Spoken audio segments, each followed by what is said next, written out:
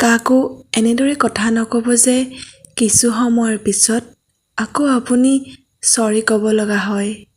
কাৰোবাৰ পৰা ইমানো দূৰলৈ আঁতৰি নাযাব যে পিছত আকৌ কাষত বিচাৰি মিছ কৰিব লগা হয়। কাৰোবাক ইমানো আঘাত নিদিব যে আপোনাৰ আঘাত সহ্য কৰিব নোৱাৰি আঁতৰি যোৱাৰ পিছত আকৌ আপুনিয়েই কান্দিব লগা হয়। অন্ধ ভালপোৱাত কষ্ট বেছি, নকল ভালপোৱাত হাঁহি বেছি, সঁচা প্ৰেমত বেছি হয় কথাৰ কটাকটি, মিছা প্ৰেমত মাথো হাঁহি ফূৰ্তি। বুজিবা যিদিনা খুজিবা তেওঁক, অৱহেলা কৰি এদিন হেৰুৱাইছিলা যাক। কলম যিমানেই দামী নহওক, ভিতৰত চিয়াহী নাথাকিলে যিদৰে মূল্যহীন, ঠিক একেদৰে মানুহ যিমানেই শিক্ষিত নহওক, যদি মানৱীয়তা নাথাকে তেতিয়া সেই শিক্ষা মূল্যহীন। সৰু সৰু ভুলবোৰৰ প্ৰতি সচেতন হওক। এটা কথা মনত ৰাখিব, এটা সৰু ছিদ্ৰই এখন বিশাল জাহাজকো ডুবাই দিব পাৰে।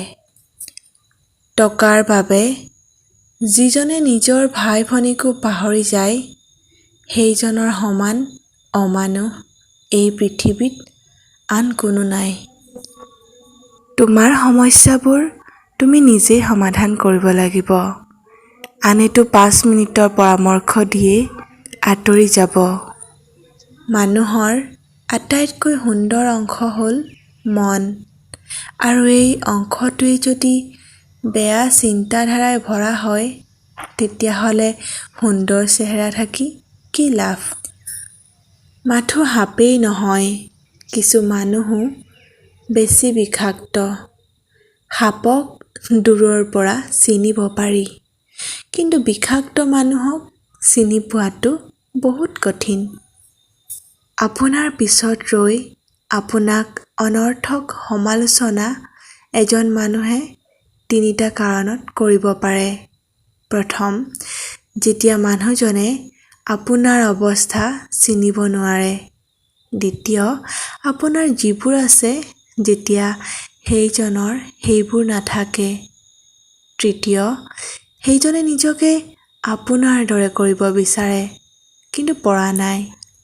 সঁচা ভালপোৱাত এজনী ছোৱালীয়ে প্ৰিয় মানুহজনৰ পৰা কেতিয়াও দামী দামী উপহাৰ আশা নকৰে, বিচাৰে মাথো কিছু সময় আৰু বুকু ভৰা ভালপোৱা।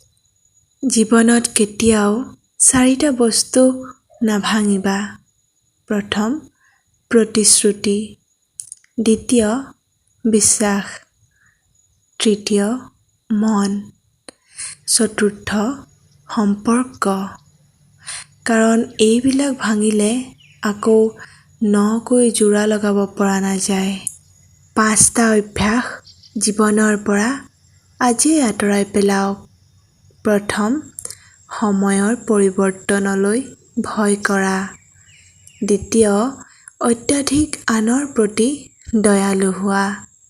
তৃতীয়, অতীতৰ মাজতে আবদ্ধ হৈ থকা। চতুৰ্থ, নিজকে নীচ বুলি ভবা। পঞ্চম, অতিৰিক্ত চিন্তা কৰা। বেছি সংখ্যক ছোৱালীয়ে গোটেই জীৱন 2টা কথা সকলোৰে পৰা লুকুৱাই ৰাখে। প্ৰথম, নিজৰ ইচ্ছা। দ্বিতীয়, নিজৰ কষ্ট।